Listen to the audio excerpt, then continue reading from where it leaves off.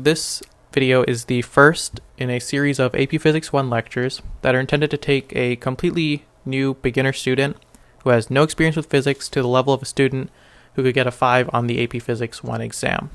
So just, I guess, some things to note about physics. It's really a beautiful subject, and I recommend anyone to learn it, even if you're not super interested in STEM.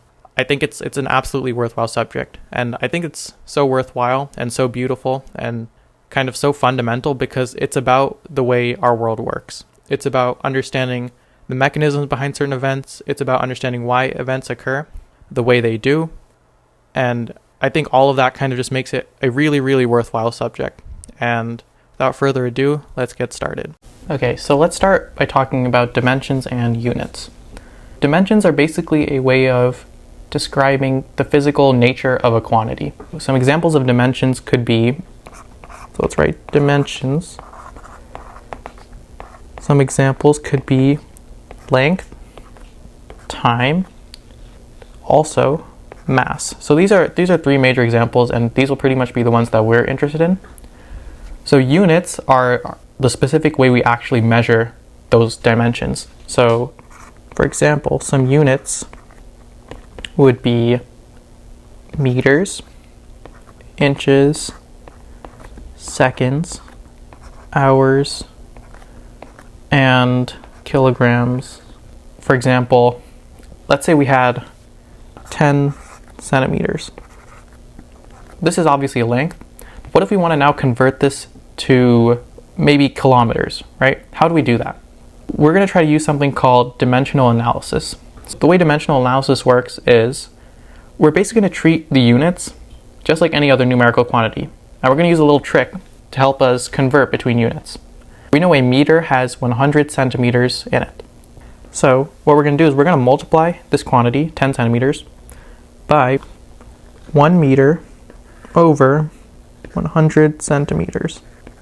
So now you'll notice the centimeters cancel, and we're left with an answer in meters. But now let's try to change this to kilometers. We know that there's 1,000 meters in a kilometer. So we can, again, use the same idea where we write it as a fraction. So kilometers over 1,000 meters is still equal to 1. So what we're basically doing is we're multiplying the whole quantity by 1. It doesn't actually change, so we're allowed to do that. And here we see that the meters cancel out. So we are left with just kilometers.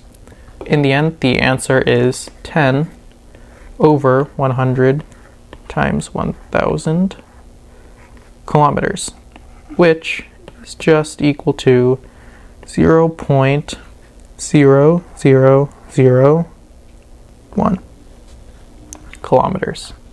So that's an example of dimensional analysis. Useful prefixes to know. Prefixes are basically what come before the base unit.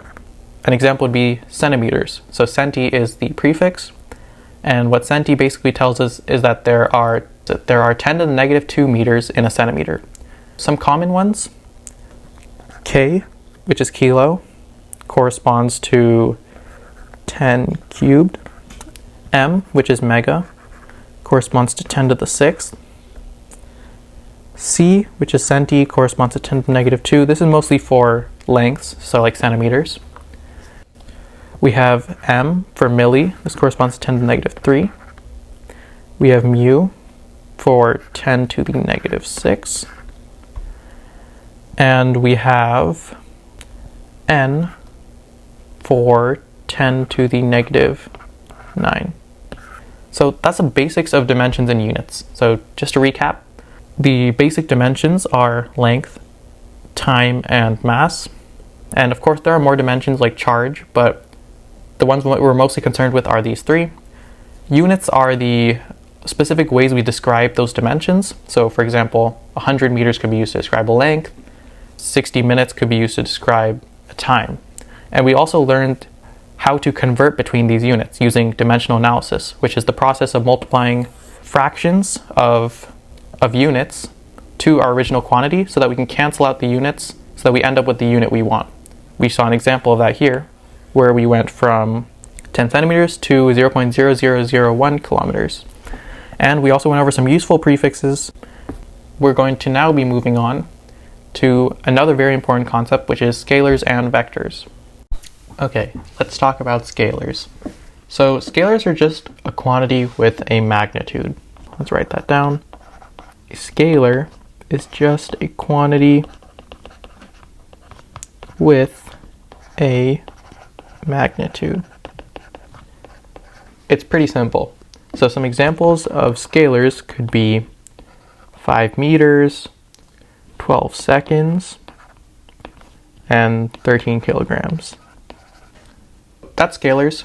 They're pretty simple. Some common scalar quantities you'll encounter in physics: time, which only has magnitude, and we also have mass, which only have magnitude. These are some common scalar quantities that we see in physics. Now let's try and contrast scalars with vectors. So now let's talk about vectors. So contrary to scalars, vectors are quantities that have both a magnitude, so quantity with magnitude, and a direction. So that's the key distinction here. Vectors have a direction. Let's go through some examples of vectors. So an example would be 5 meters to the right. This is a vector quantity because we have a magnitude, 5 meters, and a direction to the right. Another example of a vector quantity would be 12 meters per second, 30 degrees north of east. So here we're specifying a direction, 30 degrees north of east, and a magnitude, 12 meters per second. And therefore we have a vector quantity.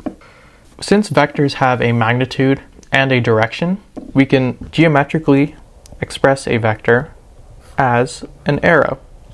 Okay, so here we have an arrow, and this arrow has a length, which is its magnitude, and a direction, which is given by the angle theta here. What we started with, the examples, they show a magnitude and a direction. So that's one way that we can represent vectors, with magnitude and direction. So that would be using, for example, if we call the length r, that would be representing vector in terms of r and theta, the angle with the x-axis. But we can also represent vectors as components. So what does that mean? So let's call our vector v, okay? And this little arrow on top, this little arrow here, that just means that the quantity is a vector. V can be broken down into components. So what that means is I can break it down into a vertical component, that's Vy, and a horizontal component, Vx. And together, when you add these two component vectors, you should get the total vector v, okay? So that gives us our total vector v. And you'll notice, since one of the component vectors is horizontal and the other is vertical, it's a right triangle. To write out these component vectors, we're going to use something called unit vectors. So unit vectors are basically vectors with magnitude 1 that point in a certain direction. The I hat unit vector, so when we put a hat on top, it means it's a unit vector. The I hat unit vector points horizontally, and the j hat unit vector points vertically. Using these unit vectors, we can now break down our vector into its component vectors. So we end up with v equaling to vx, which is the horizontal component, I hat, plus vy j hat, which is the vertical component. We kind of have now two distinct ways of representing vectors. One is with r and theta, and we also have a representation that uses the components vx and vy. If I want to go between them, how could I do that? Well, we can use a little geometry. So let's look back at our diagram over here.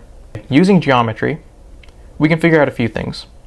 First, using Pythagorean theorem, we see that r squared, that is the length of the vector, the magnitude of the vector, is just equal to the x component squared plus the y component squared. Okay, so now we have a relation between r and the components, but how do we get a relation between theta and the components? Well, we're going to use trigonometry. you'll notice that tangent of theta actually equals the y component over the x component. Using these equations, we can go between the two forms. So we can go from magnitude direction form to component form. That's pretty much all I had for this lecture, the first lecture, which was mostly just math and a few introductory ideas. The next lecture will actually contain physics, so it should be kind of more fun, maybe a little more interesting. Thanks for listening, thanks for watching, and see you in the next lecture.